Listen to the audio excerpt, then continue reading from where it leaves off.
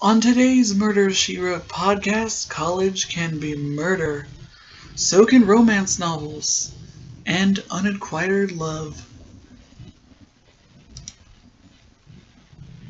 Hello and welcome to the Murder, She Wrote podcast, where I watch every single episode of the hit 80s/90s show Murder, She Wrote, starring 3-time Academy Award nominee and 5-time Tony Award winner Miss Angela Lansbury. Today I'm going to be talking about Season 2, Episode 4, School for Scandal, air date October 25th, 1985. Hello guys, I'm back. I'm sorry that I haven't had an episode in a couple of weeks. I am dealing with a health issue, not COVID related, but I'm not going to let it stop me. I'm going to continue. This is a very special episode, you guys, because it is my 25th episode for the podcast. And on November 13th, it'll mark 2 years that I have been doing this podcast, and I'm well into Season 2, and I'm going to continue all the way to Season 12. And I could not have done it without your all's support. It is hard for me to do things because I have ADD. It's hard for me to focus on tasks and to do things like this. And with your continued support, your comments, your likes, and everything in the Facebook group, All Things Murder, She Wrote, and Jessica Fletcher Murder, She Wrote, your support means the world to me. So thank you so much. 25 episodes in the bag. This is awesome. Thank you so much. And I also have another announcement. If you are a fan of Little House on the Prairie, I have a new podcast called Little House, A Trip Back in Time, where I'm going to be talking about every single episode of Little House on the Prairie. And you can listen to that on Spotify. So if you're a fan and you've seen my reviews of the seasons here on my channel, then please check out my podcast.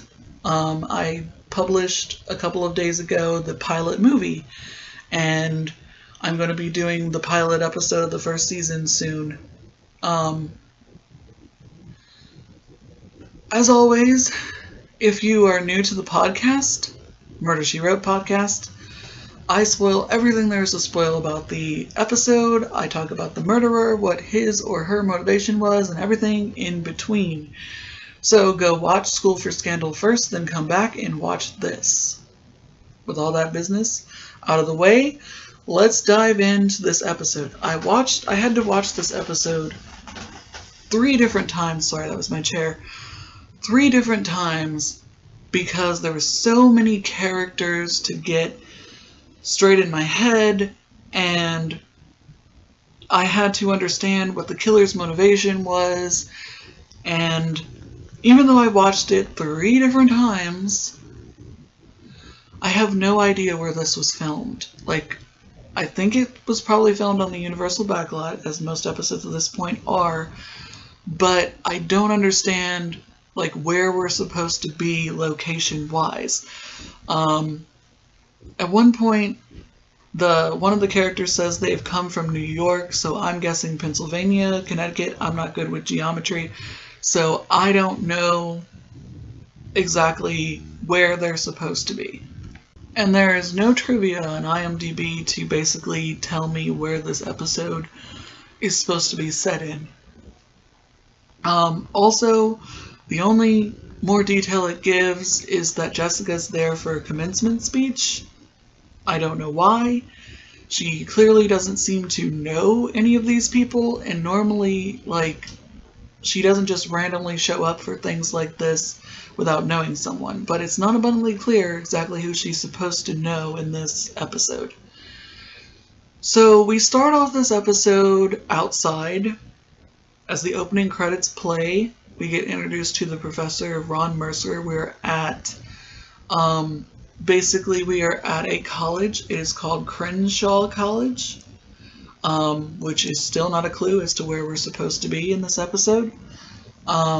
He is reading a very raunchy novel that sounds like a Harlequin romance novel to me, which was very popular back then in 1985 and is even more popular now.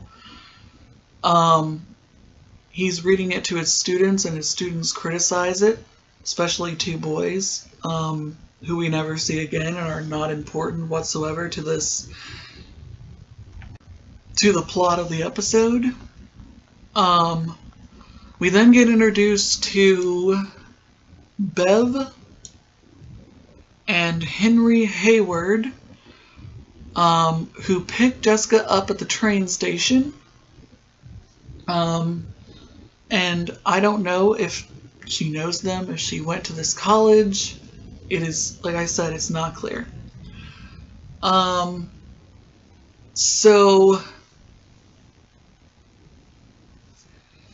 we then get introduced to Dr. Jocelyn Laird, who is a professor, I think, at the college, and it just so happens that the book that Ron Mercer was reading,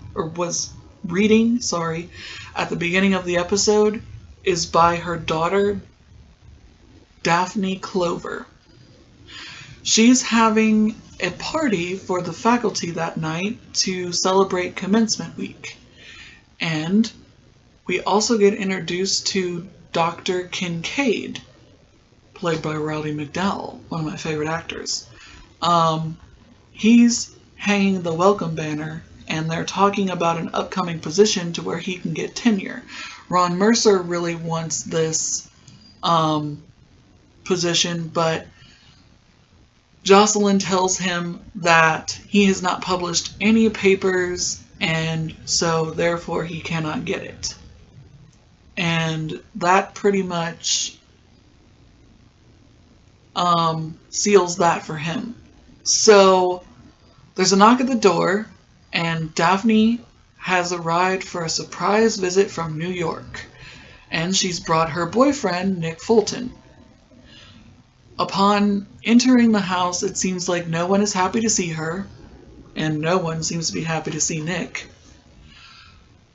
She kisses Miss Dr. Kincaid on the cheek and says, "It's so nice to see you again," and her mother, Jocelyn, says, "This is not a good time. I'm throwing a party tonight for the faculty. You cannot be here." And she says, "Well, we will stay in the guest house. We won't bother you. You will hardly know we're here at all." Later that night, the party's in full swing. They're having very civilized conversation. One woman goes, "Gee, I wonder, what is this weird, underlining taste in this punch?" And Bev goes, "I believe it's mango." Then this other random two professors are like, "Can you believe what they published in that one journal? And did you see what I said back about it?" Very civilized and acting like they're English when they're not. Jocelyn ends up meeting Mrs. Fletcher and says she loves her books and hopes that they can be friends. Then she has to go off and take care of the food, so then Mr. Kincaid comes up to her and basically says he enjoys her books too, and that he expects to get a promotion soon, but then gets distracted because Jocelyn is talking to Ron Mercer, and he's afraid that Ron is going to get the promotion instead of him. The party's going really well until we hear a scream and a splash. The party goes running outside, and it turns out that Daphne has jumped into the pool naked, and Nick is out there without a shirt on. Everyone is shocked and appalled that she would do this, and they go back inside, and then she comes inside wearing her fur coat, and Nick comes in with a big bottle of champagne and starts passing it out to people. Everyone starts by refusing to take it from him, and he finds this to be rude, and then we get introduced to Trish Mercer, Ron Mercer's wife, and he tries to grab her and take her out of the party, and then when Ron tries to stop him, he punches him, and Ron falls into a table and breaks a really pretty vase. Before this happens, though, Daphne talks to Mrs. Fletcher and says that she loves her books, and Mrs. Fletcher says that she loves her books. She loves Daphne's books. And Daphne's like, "Wow, you read them? I didn't think someone like you would want to read my books." And she said, "Yes, the way that you're able to paint a scene is just so wonderful. It's a skill I wish I had." And she said, "Well, I'm really into art right now. I hear that Van Gogh is very hot. And Mrs. Fletcher says a really funny line here. She says, well, his paintings may be hot, but I heard that Van Gogh is dead. Ha ha ha. Hilarious. And she then takes Nick out of the party, and before she leaves, she decides to flash everyone because she's naked under her fur coat. Later on that night, Jocelyn's getting ready for bed. The party has broken up for the night, and she's about to go to bed when she hears Nick and Daphne arguing. He apparently wants some money from her, and she doesn't want to give him it, and he tries to kiss her, and she slaps him, and he slaps her. And Jocelyn watches this from her balcony, and then she's about to go to bed when there's a knock on the door, and it's Nick. But we don't know exactly why he's there just yet. The next morning, Mrs. Fletcher is jogging, as she does almost every morning in almost every episode. She sits down on a bench and starts emptying her shoes out of rocks, and then unties it and then retying her shoe when she looks down and sees someone's hand sticking out from a wheelbarrow, because a building behind her is under construction. As she gets up and she walks, we see that Nick Fulton is dead. Somebody murdered him. And that's in your visual aid of Mrs. Fletcher, of Jessica, with her hand on her face looking, oh no, not another dead body. And that's our first commercial break. You know, the screen goes dark. So we get introduced to Chief Griffin. This is his first murder case because Mrs. Fletcher comes down. She's gone up into the building to examine where, where he apparently fallen, because at first glance it looks like he's just fallen out of that window. But she points out to Chief Griffin that he couldn't have possibly have been up there because there's no plaster dust on his shoes. So he was likely killed somewhere else and then brought there. She says throughout the episode, oh, I'm not going to interfere in your investigation. It's your investigation. It's up to you. You are more than capable of doing this. And of course, throughout the episode, she's in his investigation regardless. So they go from there to the guest house and tell Daphne that Nick is dead. She's shocked and confused. She doesn't understand how that happened. And Chief Griffin is asking her a bunch of questions. She said she took a bunch of sleeping pills after they had a fight. And when she went to sleep, he was there at midnight, as far as she can remember. So she's not a suspect just yet. They then go over to the Hayward's house, Bev and Henry, and they tell them what happened. Professor Kincaid comes over, and he says that he has just gotten back from seeing his mother in Boston, and she's still very ill, and he thinks he's going to have to put her in a nursing home.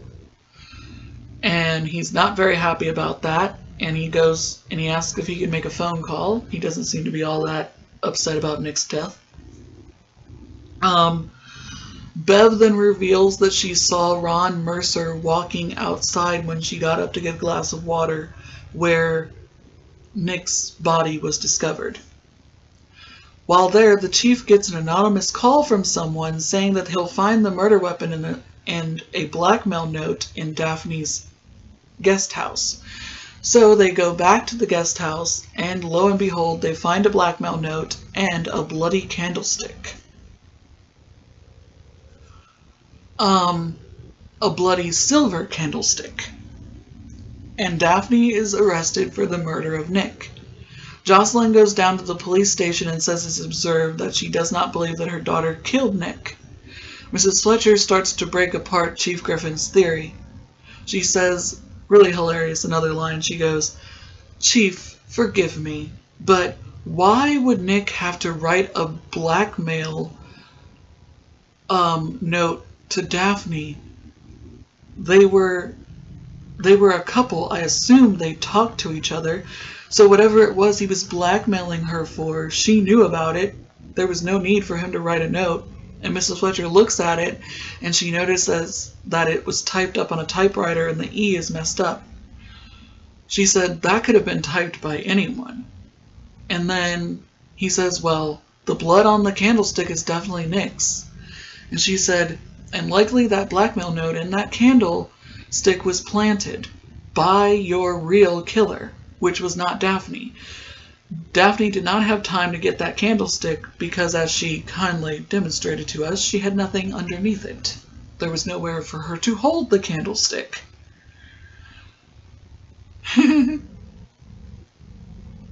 So Daphne is free to go. Mrs. Fletcher then decides to go to the train station to make sure that her train to go back to Cabot Cove is scheduled. She goes to the ticket window, and this is a hilarious scene. The station master says, if you already have your ticket, then you must go to the information window. So when she goes to the information window, it's the same guy. And she goes, I do believe we were talking about train connections and what time my train is to leave. And she picks up a paper and she goes, oh, it says on here, he says, that schedule changed 2 weeks ago. Do you have any baggage you'd like to check in? And she looks at the window for baggage and realizes she'll have to deal with him again. And she goes, actually, it might be far more faster if I carried it myself. So as she's leaving the train station, she runs into Trish Mercer, who offers to give her a ride in her station wagon. As they're going back, Mrs. Fletcher decides to ask her about why Nick punched Ron in the face. Clearly, they knew each other from before.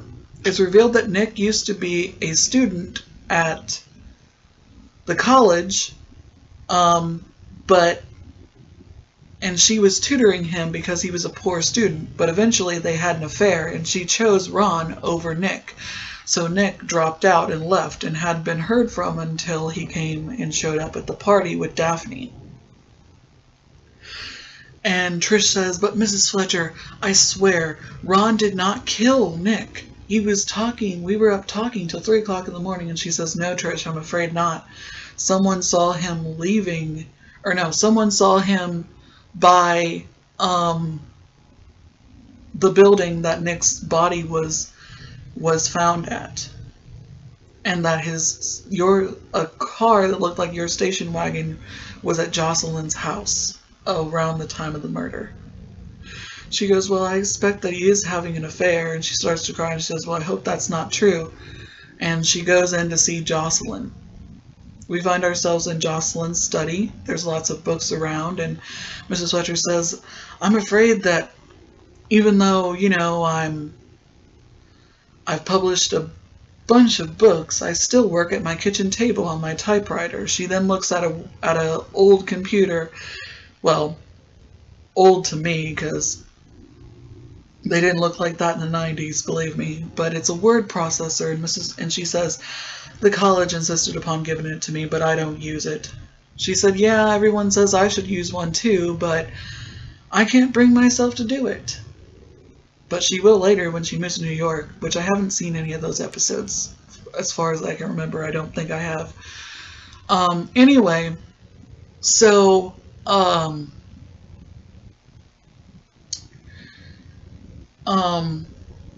she sits down, or she says, oh, I just had a good idea for my speech. Do you mind if I use your typewriter to type it up?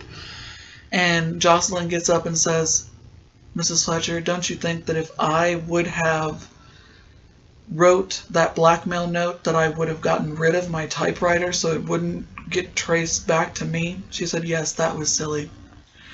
So they sit down at Jocelyn's desk, and Mrs. Fletcher says, don't you think it's time that you were to be honest with me? And Jocelyn says, I have no idea what you're talking about. And she says, your daughter is a fraud. She didn't write those books. You did. I don't understand what you're talking about. Please, Jocelyn. Daphne knows nothing about art. There's no way that she could put 2 sentences together and write a book like that. So Jocelyn ends up coming clean and saying, yes, she writes the books, and she has them published under her daughter's name because she doesn't want people to know that she wrote them because she has a reputation to uphold. I don't know exactly what she does at this college, but I don't understand why she can't say she wrote a raunchy romance novel. Doesn't make any sense to me, but whatever. And she says that Nick found out about it and was blackmailing both Daphne and Jocelyn, and he had come up to her room that night to get more money from her, and there was a physical altercation, and she killed him in self-defense. Mrs. Fletcher says she thinks they should go to Chief Griffin's office, and she confesses. And when she's about ready to sign her confession, suddenly Daphne comes barging in and says, don't sign that, Mother. She didn't kill Nick. I killed him. So now Chief Griffin has two different confessions, and he doesn't know which one is true and which one is a lie. He asks Mrs. Fletcher for her help, and she says, "It's your investigation, Chief Griffin. But a word of advice. Whether it was Jocelyn or whether it was Daphne, whoever killed him could not have picked up his body and took him to that third level in that building to throw him out the window. When you find that third person, you will find your killer." So Mrs. Fletcher is practicing her commencement speech and wearing a cap and gown, and at Henry and Bev's house, and Bev says, "Oh, Henry, I forgot to give you this from Mr. Kincaid. He said it was urgent that you get it." And he was like, "I don't have my glasses. Jessica, can you read this for me?" She opens it, and we notice right away that the E is messed up, like on the suicide note. But Mr. Kincaid has basically put in his resignation because Jocelyn has given the job to Ron Mercer that he wanted.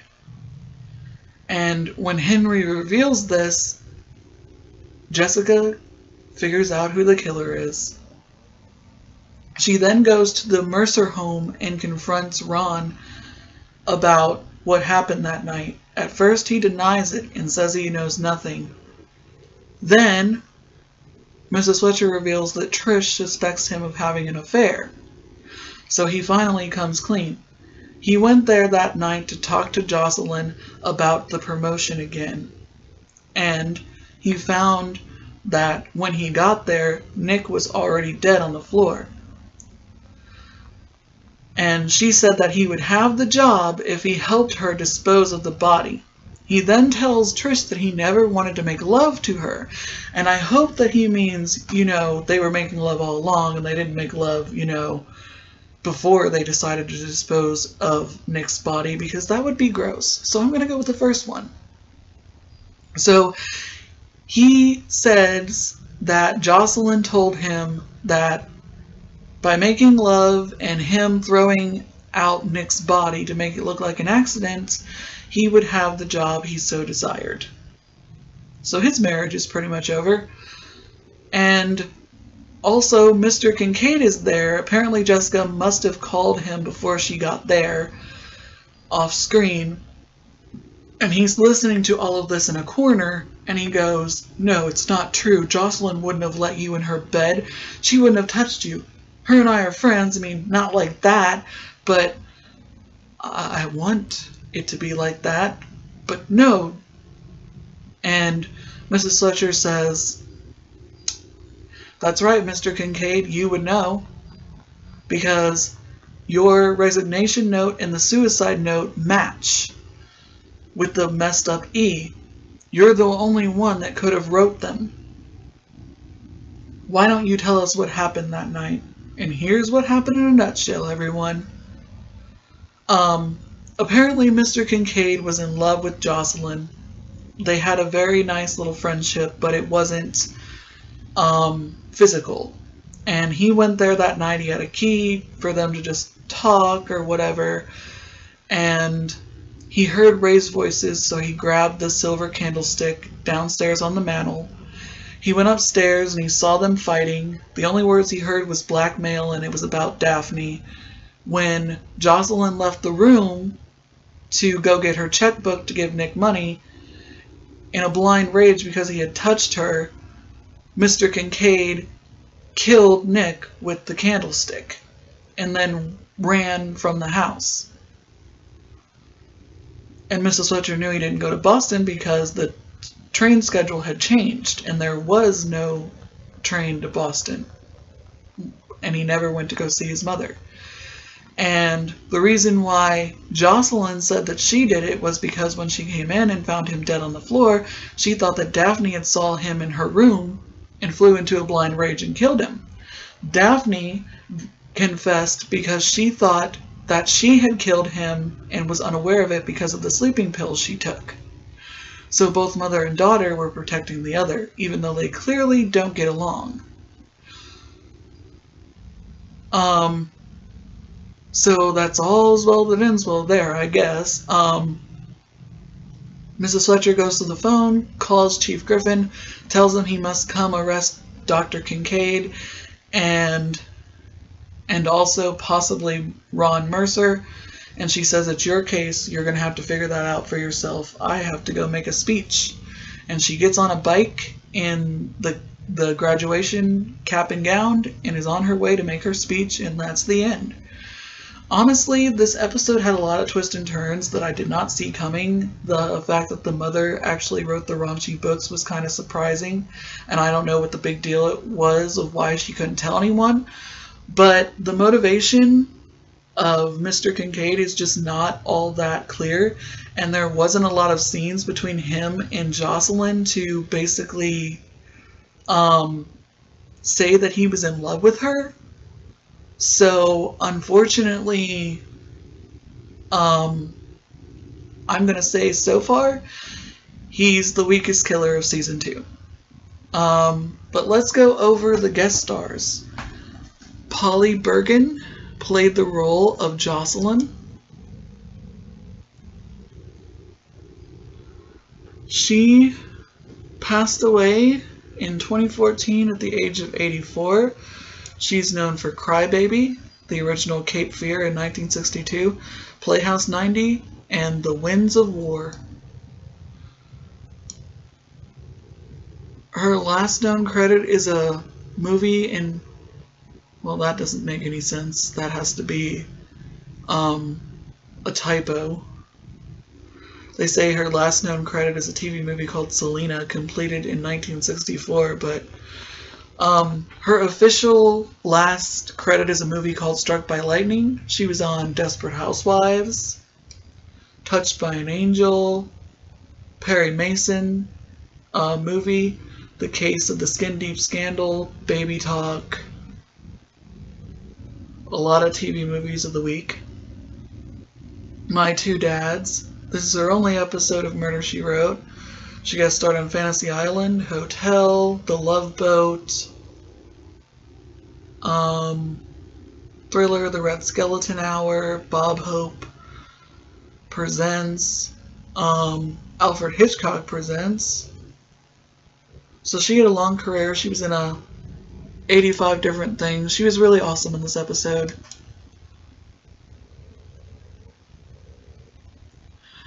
Darlene Carr played the role of Trish Mercer, Ron Mercer's wife. She is still alive. She is known for doing voiceover work in the original Disney animated film, The Jungle Book, Once an Eagle, The Streets of San Francisco, and Magnum P.I. Her last known credit is doing voiceover work for a video game called Lands of Lore 3. She did a lot of voiceover work. She's been in 100 different things. She was in this Real Adventures of Jonny Quest, Captain Planet of the Planeteers, one of my all-time favorite cartoon series, Star Trek, Deep Space Nine, Simon and Simon, Darkwing Duck, The Magical World of Disney, and this is her only episode of Murder, She Wrote. But she's more of a voiceover artist than an actress, and that's awesome. Jack Coho played Chief Griffin. He died last year at the age of 85. He was in Midnight Run, The Sting, and The Paper. That's what he's known for. His last known credit is from 1997 in a movie called The Game. He was in 42 different things. He guest starred on The Twilight Zone, Fame. This is the only episode of Murder, She Wrote. Scarecrow and Mrs. King. That was a good show. Wish they'd show that somewhere on TV. Most Wanted. So, he was good in this. He was a good police chief. Not one of the annoying ones. Jane Lockhart played Bev Hayward. And I recognized her. She is still alive. She's known for Lost in Space, the TV series. She-Wolf of London, Lost in Space movie, and the original Lassie. Her last known credit is Banji Bear in the Kingdom of Rhythm, where she did a voiceover thing. She was on Cold Case, one of my favorite shows, Grey's Anatomy, another one of my favorite shows, Los Angeles, The Drew Carey Show. She was on General Hospital, Beverly Hills 90210. That's probably where I've seen her from. Step by Step, Seventh Heaven, The Ren and Stimpy Show, Roseanne. Oh, as Leon's mother. Yep, that's who she was. Okay. Babylon 5, Full House, The Cobies, Hotel, and this is her only episode of Murder, She Wrote. And she was in 169 different things, so she's had a long career. She's awesome in anything she's in. Then Mr. Ronnie McDowell played our murderer, and he is a fantastic actor. He died in 1998 at the age of 70. He's known for the original Fright Night, Conquest of the Planet of the Apes, the original Planet of the Apes, and Overboard. He did a lot of guest star work on the Carol Burnett Show. He's been in 269 different things. His last known credit is The Return of Captain Sinbad as the narrator. He did a lot of voiceover work, like in the new Batman Adventures, Superman the Animated Series, Pinky and the Brain, Jumanji. He was in Unlikely Angel with Dolly Parton. I love that movie. He was also in one of my all-time favorite disaster movies, The Poseidon Adventure, as Acres. I love that movie. And he did a lot of guest work on the Carol Burnett Show. He played the role of Philip. And it was a recurring role that he played in the family sketches, where Carol Burnett played Eunice and Vicki Lawrence played Mama. So he was in a lot of stuff. I think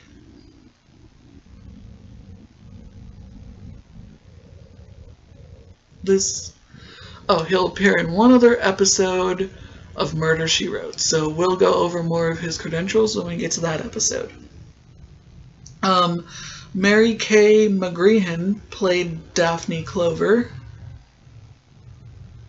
And she's known for Falcon Crest, Voyagers, Remlin Street, and Airwolf. She's only in 22 different things. Her last known credit is Mike and Molly. She was also on The Sweet Life on Deck and The Sweet Life of Zack and Cody. Smart Guy, Beverly Hills 90210. Simon and Simon, Hotel. This is her only episode of Murder, She Wrote. She also appeared on Highway to Heaven, Knight Rider, Magnum P.I., Love Boat, Fantasy Island, and of course, like I said, Falcon Crest. Interesting. Our murder victim was played by Morgan Stevens.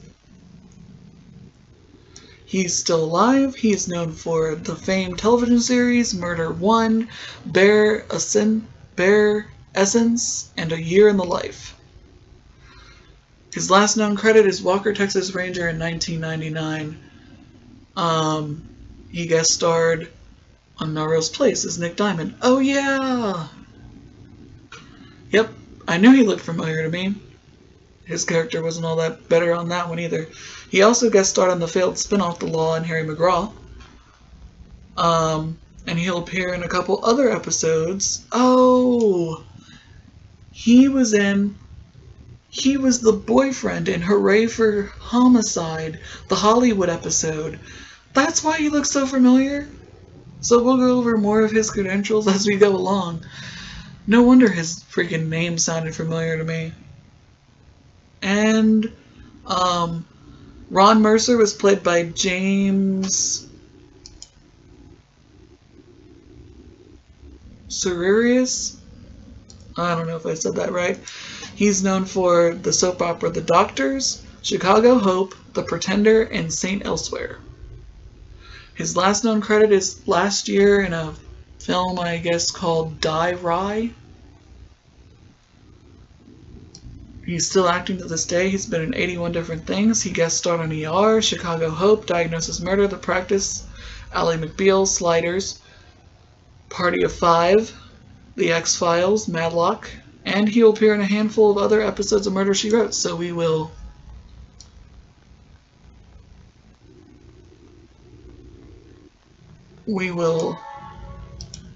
go over his credentials when we get to other episodes with him.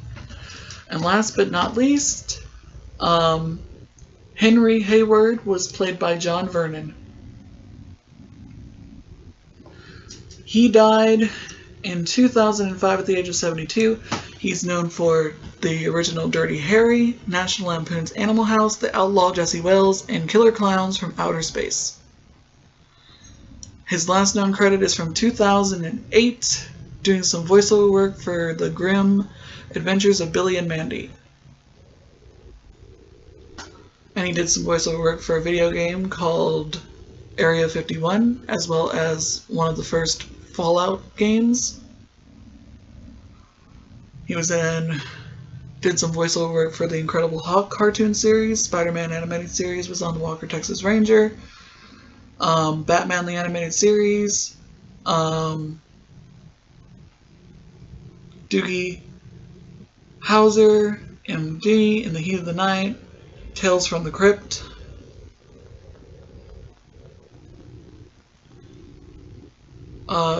World of the Worlds miniseries, Scarecrow and Mrs. King, Alfred Hitchcock Presents, The Magical World of Disney, Knight Rider,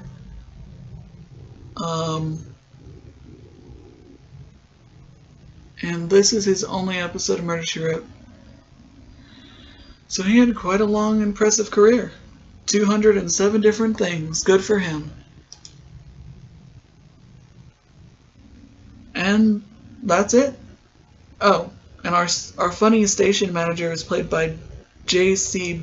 Becker. He died in 1986 at the age of 71. He's known for Gremlins, The Man Who Wasn't There, and Remnant Street. His last known credit is Say Yes. It's a movie. He guest starred on The Facts of Life, Saint Elsewhere, and he'll appear in another.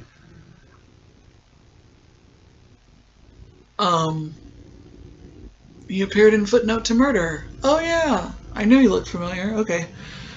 He was on Benson, Three's Company, Different Strokes, Knots Landing, Joni Loves Chachi, Little House on the Prairie. Ooh, as Mr. Golden in the Chicago episode. Huh, I'd have to pay more attention to that. So, he was really funny in this episode. Alright, and that's our guest stars, everyone. Like I said, this was a very strange episode as I didn't know where we were supposed to be for one thing.